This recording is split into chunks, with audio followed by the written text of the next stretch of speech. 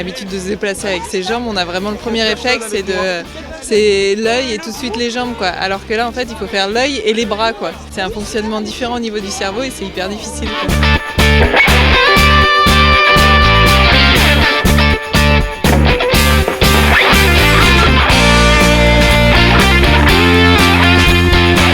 C'est la deuxième année consécutive qu'on organise à Roland-Garros une journée de découverte du tennis en fauteuil. On fait une très belle journée parce qu'on a énormément de monde, beaucoup plus que l'année dernière. Là, on va faire jouer à pas loin de 300 personnes. Et on peut imaginer, mais il faut vraiment le vivre pour voir l'agilité qu'ils ont.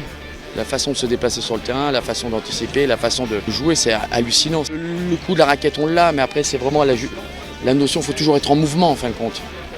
Et c'est ça qui est le plus dur.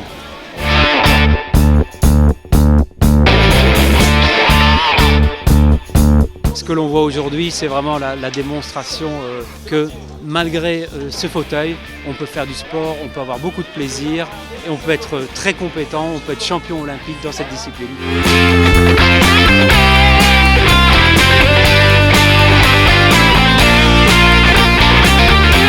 Le déplacement du fauteuil entre je vais aller à droite et le temps que ça monte, la balle arrive sur moi et qu'il faut que je m'engage. Voilà, c'est vraiment ce déplacement du fauteuil qui m'a le plus posé de problème.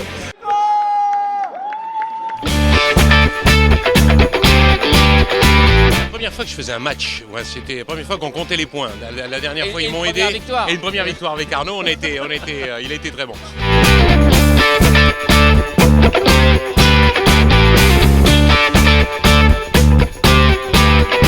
Je me balade, ça fait l'année dernière que je m'étais entraîné. Cette année, je viens faire un test match. Je me suis entraîné toute l'année. Je dis il faut tirer les chapeaux quand même à tous ces champions, parce que nous on a touché la balle, mais on est toujours un peu en retard. Je considère que c'est un sport merveilleux pour tous ces handicapés et ils se battent comme des grands champions.